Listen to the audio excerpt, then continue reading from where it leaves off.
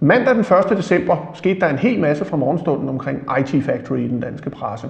Et par timer senere, sneget lidt ind under radaren, blev det pludselig offentliggjort, at KMD var solgt, som ventet, og men man kan stille spørgsmålstegn ved den interessante timing, sådan lige ovenpå en ordentlig nyhed.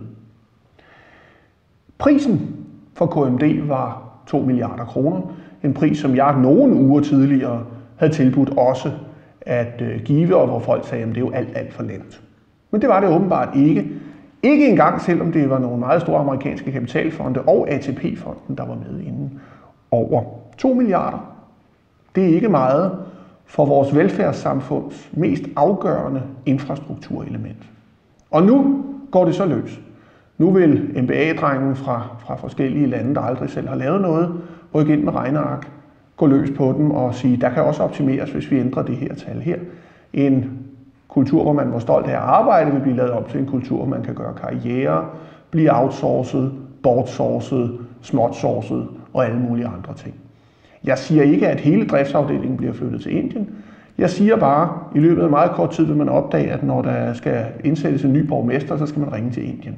Jeg har derfor sagt, at om 2 år vil jeg gerne købe de rygende ruiner for 1 milliard kroner. Og så har jeg så været den første, der gav det bud. En ting, som man måske kunne undre sig lidt over, det var, at nogle dage efter, at handlen var blevet offentliggjort, altså her i mandags den 1.12., der går Poul Nyrup ud og fordømmer det kraftigt. Hvorfor først nogle dage senere? Hvorfor fordømte han også kun TDC-handlen i sin tid, der minder om den og er lige så katastrofal, efter at handlen var blevet offentliggjort? Jeg forstår det ikke, specielt ikke fordi jeg havde prøvet at ringe, og jeg havde lagt nogle beskeder og så lignende på Nyrups kontor nede i Bruxelles, og de havde lovet at give ham beskederne, men det er jo ikke sikkert, at han har fået dem. Det er som om Nyrup altid er lidt bagefter med sin fordømmelse, at han aldrig sådan ligesom er på forkant med det og prøver at forhindre det. Jeg tror ikke noget ondt om Schlüter, eller om Nyrup, undskyld, og for så vidt heller ikke om Schlüter. Men jeg tænker på, holdes han i virkeligheden fangen i en tidslomme? Er der i virkeligheden et Harry Potter-aspekt indover her? Er han 3 uger bagud?